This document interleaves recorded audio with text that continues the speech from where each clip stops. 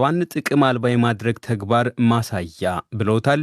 የቦረናው የከፋ ድርቅ ከመንግስት አፋጣኝ ምላሽ እንደሚያሻውም አሳስቧል። ወይዘሮ ትዕግስት የተባሉ ሴት በአረብ ሀገር ሲሰሩ ኖረው ከተመለሱ በኋላ ባጠራቀሟት ገንዘብ በለገጣፎ ለገዳዲ ባዶ ቦታን ገዝተው ቤት ሰርተው መኖር ከጀመሩ 5 ዓመታት አልፈዋል። ለመብራትና ለውሃ አገልግሎት ለመንግስት ተቋማትም የሚጠበቅባቸውን ሲከፍሉ ኖረዋል። ባለፉት ሳምንታት ግን ቤታቸው ህገወጥ መስመርን ተከትሎ የተሰራ መሆኑ እንኳን በውል ሳይነገራቸው ፈርሶባቸው አሁን በችግር ለመኖር መገደዳቸውን ይገልጻሉ። መጀመሪያ ሲገቡ ባዶ ቤት ነው የምናፈርሰው አሉ። አጥር እንኳን አይሆንም። ከዛ ደግሞ ሲኖትራክ አለ ከኋላ ሚትራይ አይሲዞና ሲኖትራክ ቆርቆሮ የሚሰበስ 7 ዓመት ሰርቼ ነው ሳውዲ አረቢያ በሰው ቤት አንጥቼ እዚህ ገንዘቤን አፍስሼ ዛሬ ባዶ እጄ ምንም ሁኔታ አይኖረኝ። አሁን የቀረሁት 3 ክፍል ቤት ነው። መኝታ ቤት 1 ሳሎን 1 መኝታ ቤት ዕቃ ቤት አለው። ከዕቃ ቤቱ ጋር 4 ክፍል ሽንት ቤት አለው። 200 ካሬ ነው። ግን አሁን ያ ሁሉ ፈረሰ። አሁን ሸገር ከተማ የተባለውና ሰበታ፣ ቡራዩ፣ ለገጣፎ ለገዳዲ፣ ሱሉልታ፣ ጀሞ፣ ገላንና ሌሎችን የሚያካተተው ከተማ ላይ የሚደረጉ ፈረሳዎች የቤት ግንባታዎቹ ሳይጀመሩ በፊት ማስቆም ሲገባ ብዙ ሀብት ከፈሰሰ በኋላና ተማሪዎች ትምህርታቸውን እየተከታተሉ ባለበት ሁኔታ አልፎም ህጋዊ ቤቶች ጭምር መፍረሳቸው እንዳሳዘነው የኢትዮጵያ ሰብአዊ መብቶች ጉባኤ ገልጿል። ሌላኛው ቤት የፈረሰባቸው ግለሰብ ሰዎች እየተለዩ የአንዱ ሲፈርስ የሌላው መጠበቁ ይበልጥ አስቆጭቷቸዋል። ግንባታ ከሆነ ጠቅላላ መፍረስ አለበት። አልገባንም። መንግስት የሚያውቀው ነገር ነው። ባዶ መሬት እያለ ተዋት አይሉም። ካለማን በኋላ እንደ መንግስት የሚያፈርሰው ያለ ሳንቲም ደፈርበት ባዶ ጃጄ ዝምር ለቀቁ ለምን ነው የምንባለው? መንግስት ነው ያለው። ከተሰሩ ከ15 እስከ 20 ዓመታት የሆናቸው ቤቶች መፍረሳቸው የድርጊቱ ህጋዊነት ላይ ጥያቄ ያስነሳል ሲል የገለጸው የኢትዮጵያ ሰብአዊ መብቶች ጉባኤ ምትክ ወይም ጊዜያዊ ማቆያ ስፍራ ሳይዘጋጅ ቤታቸው መፍረሱ ተገቢነት የሌለው ነው ብሏል። መኢአድ፣ እናትና ኢሃፓ የተባሉ የፖለቲካ ፓርቲዎች ደግሞ ድርጊቱ አዲስ አበባን ጥቅም አልባ የማድረግ ስራ ማሳያ ነው ሲሉ ገልጸውታል። የእናት ፓርቲ ዋና ጸሐፊ አቶ ጌትነት ወርቁም የአዲስ አበባና ዙሪያዋ በተለይ በጣም በጉልበት ስራ የሚተዳደሩ አነስተኛ ገቢ ያላቸው ባፈሩት ሀብት በሰሩት ቤት ሌሊት 6 ሰዓትና 9 ሰዓት እንዳሸባሪ ታይተው ቤታቸው ላያቸው ላይ እየፈረሰ ነው። ልጆቻቸው ህጻናቱ ትምህርት ቤት እየሄዱ አይደል። ይሄ ደግሞ ሸገር ከተማ ፕሮጀክት ብለው ከተነሰሱት አዲስ አበባ ጥቅም አልባ የማድረግ ህዝቡንም የቂም በቀል መወጫ የማመቻቸት ሁኔታን ቢሮአችን አንድ ጊዜ አይደለም 2፣ 3፣ 4 ጊዜ ቢሮአችን ድረስ መጥተው አቤት ያሉ 700፣ 800፣ 1000 አባወራዎች ፊርማል። በዚሁ ጉዳይ የኦሮሚያ ክልል ፖሊስ ኮሚሽን የስራ ኃላፊዎችን ለማግኘት በተደጋጋሚ ጥረት ባድርግም ለጊዜው አልተሳካም። የኦሮሚያ ክልል ርዕሰ መስተዳድር አቶ ሽመልስ አብዲሳ የተመሰረተው ሸገር ከተማ በአካባቢው የሚኖሩ ማህበረሰቦችን በከተማው ባለቤትነት አቅፎ የመልማት ጥያቄዎችን እንደሚመልስ ገልጸዋል። ቤታቸው የፈረሰባቸው ሰዎች ግን ይህ ሲሆን ያወያያቸው እንደሌለ ማስጠንቀቂያም ቀድሞ እንዳልደረሳቸውና ካሳም እንደማያገኙ በሐዘን ገልጸዋል። በሌላ በኩል ኢሰመጉም ሆነ በጋራ መግለጫ ያወጡት 3ቱ የፖለቲካ ፓርቲዎች መንግስት ለቦረና ድርቅ የሚሰጠውን ምላሽ እንዲያጠናክር ጠይቀዋል። ምናልባት 1 ሚሊዮን የሚጠጋ ህዝብ ችግር ውስጥ ነው ያለው። ከ3 ሚሊዮን እና ከ4 ሚሊዮን ምናልባት ከዛ በላይ የሚሆኑ ከብቶች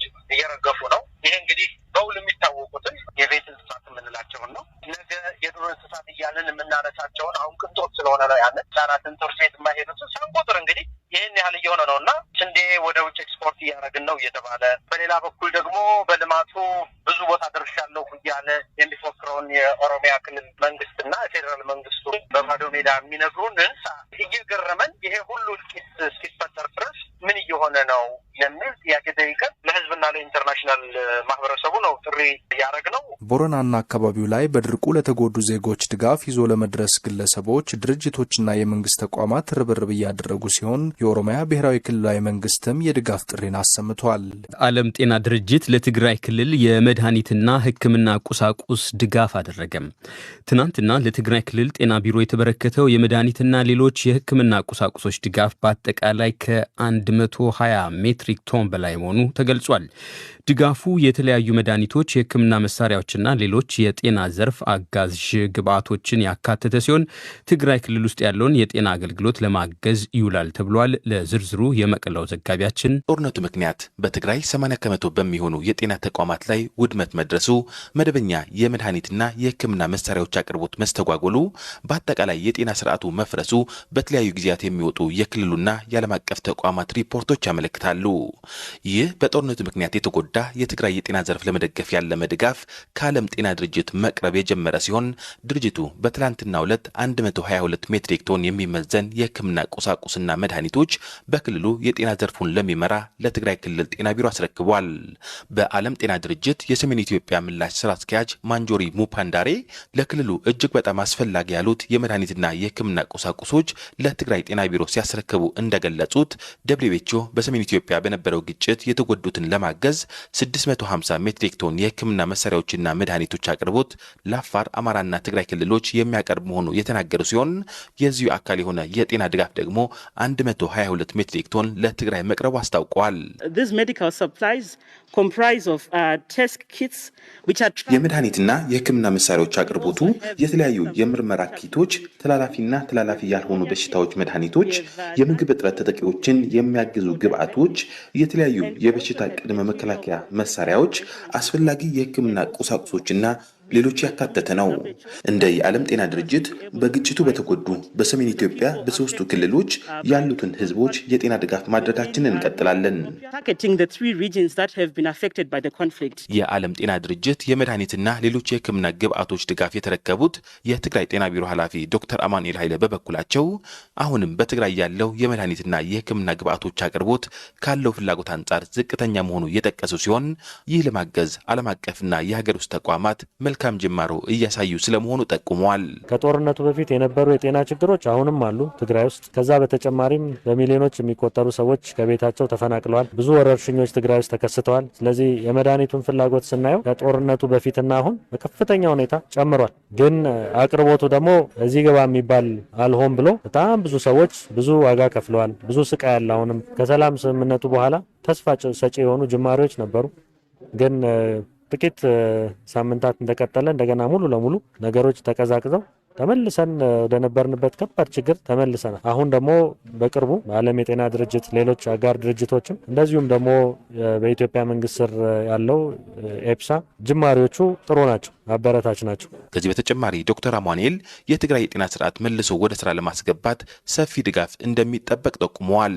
ምንም በጀት በሌለበት መግዛት ማንችል ሰዎች ሆነናል። ስለዚህ ይሄንንም ከግምት አስገብቶ ሁሉም አጋር ድርጅት የሚችለውን ያህል ማድረግ እንዲችል እንደዚሁም መንግስታዊ የሆነው ስርዓትም እንዲቀጥል በጀትም መጥቶ ተቋሞቻችንን ማንቀሳቀስ እንድንችል የጤና ሰራተኞችም እንደዚሁ ከምንም ነገር ጋር ሳናያይዘው ምክንያቱም የጤና ስርዓት ነው ሰራተኞቻችንም ደሞዝ ከፍለን ማሰራት እንድንችል ስቴክሆልደሮች እንደ ዓለም የጤና ድርጅት ያሉ ደግሞ በከፍተኛ ሁኔታ እንዲረባረቡ ኢን ጀርመኒ አፍሪካ የተሰኘውና በርካታ አምራቾችና ነጋዴዎችን ያገናኛል የተባለው መድረክ በአዲስ አበባ ከተማ ውስጥ ሊካሄድ ነው።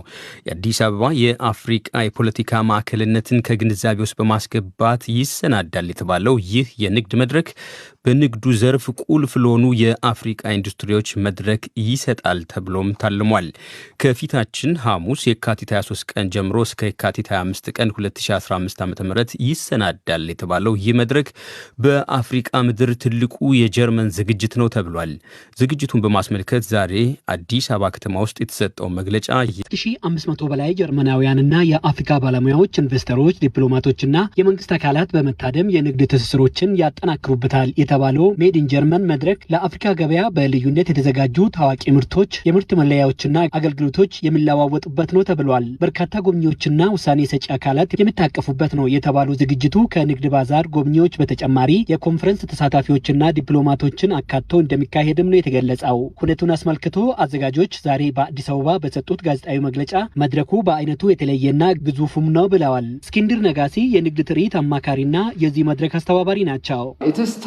Because of the increasing middle income people generation in Africa.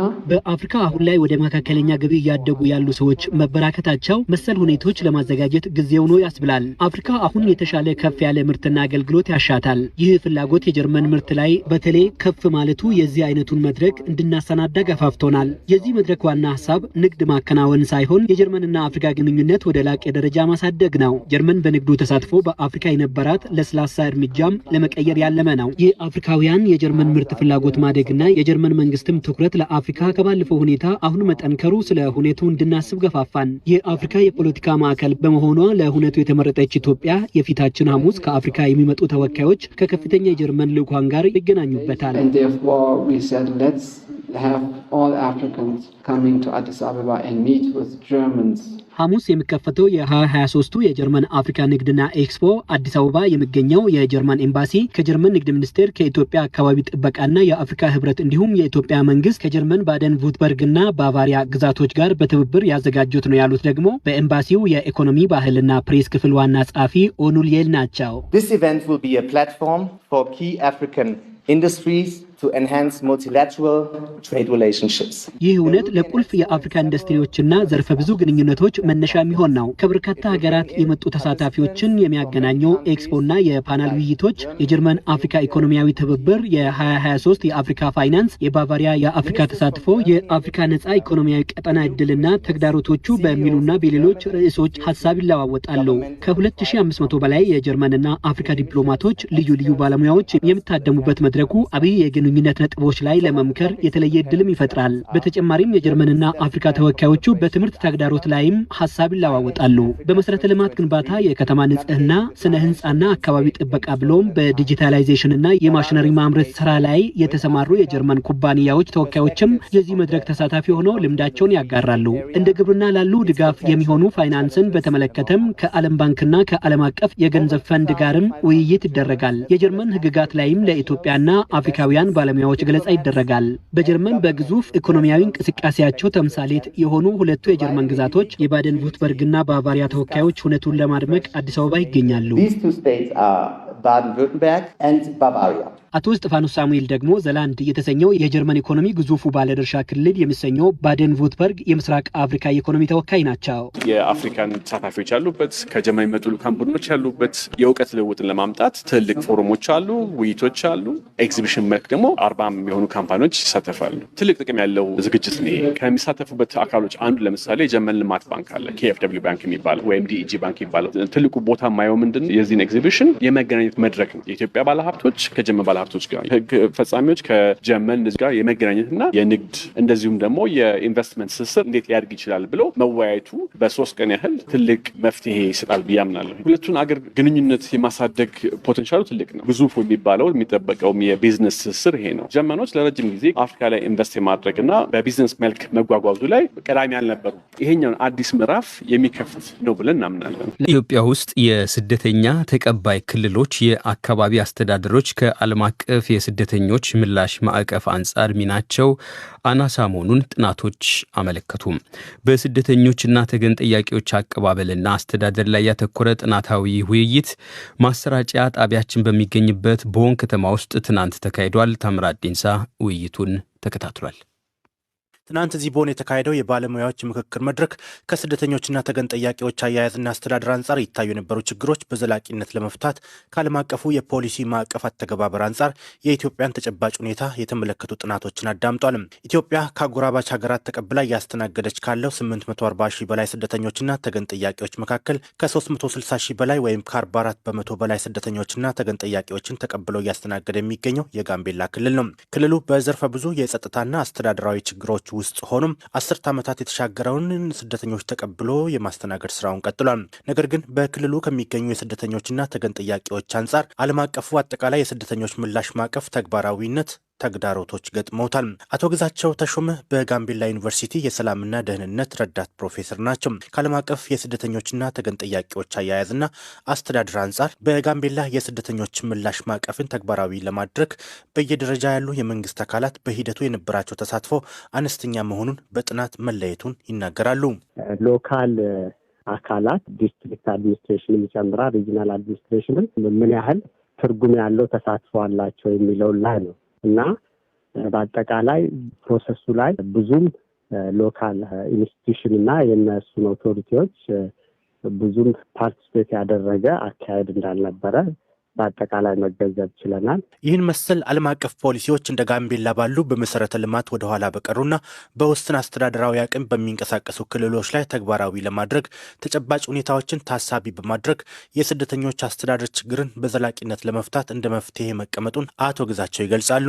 በኢንፍራስትራክቸር ደረጃ በተለያዩ ፐብሊክ ሰርቪስን ቱር የሚባል ነው እና በዚያ ላይ ሎካል ካፓሲቲን ቢውልድ ሳታደርግ ስለተከበረ ይሄ አይነት ችግር አለ ማለት። ስለዚህ እነዚህን ነገሮች አድሬስ ማድረግ ያስፈልጋል። በኢትዮጵያም ይሁን በተቀረው ዓለም የስደተኞች ጉዳይ የሚስተናገደው በዓለም አቀፍ ተቋማት ነው የሚሉት ደግሞ በጀርመን የስደተኞች ጉዳይ ጥናት ማዕከል ተመራማሪ የሆኑት አቶ ሳሙኤል ዘውዴ ናቸው። በትናንቱ የቦን ጥናታዊ የውይይት መድረክ የእርሳቸው የጥናት ማዕከል ከሌሎች የጀርመን የጥናት ማዕከላት እንዲሁም በኢትዮጵያ የስደተኞች ተቀባይ ክልሎች ውስጥ በሚገኙ የከፍተኛ ትምህርት ተቋማት አጥኚዎች ጋር በመሆን ስደተኞችን የሚያስተናግዱ የአካባቢ ባለስልጣናት በስደተኞች አስተዳደር ውስጥ ሚናቸው ከፍ እንዲል የሚያበረታታውን የፖሊሲ አተገባበር መመልከታቸውን ገልጸውልናል። ከአካባቢዎች አንጻር ስናየው የክልሉ ከተቋማዊ አደረጃጀት ኢንፍራስትራክቸር አንጻር በጣም የተሟላ ነገር የለውም። ያንን በማስፋት እንደገና ተቋሞቹን ሎካል ተቋሞቹን ከመገንባት ባሻገር ተቋሞቹ ደግሞ ያሉን ችግሮች አምጥተው እነዛ ችግሮች የሚፈቱበት ሂደት ውስጥ በሚገባ ተሳታፊ የሚኮንበትና አገልግሎት አሰጣጥ ጥራት ያለው የውሃ አገልግሎት አሰጣጥ ለስደተኞች ብቻ ሳይሆን ለአካባቢው የሚተገበርበት ሁኔታ መፍጠር ተገቢ እንደሆነ አይተናል። በጀርመን ቀጣይነት ላለው ልማት የጥናት ማዕከል በእንግሊዝኛ ምህጻሩ IDOS ለዓመታት በተመራማሪነት የሰሩት ወይዘሮ ያና ኩንድ እንዳሉት የጥናት ማዕከላቸው በአዲስ አበባ፣ ጅጅጋና ጋምቤላ ዩኒቨርሲቲዎች ከሚገኙ የሰላምና ደህንነት ጥናት ክፍሎች ጋር በመተባበር ዓለም አቀፉን የስደተኞች ፖሊሲ አተገባበር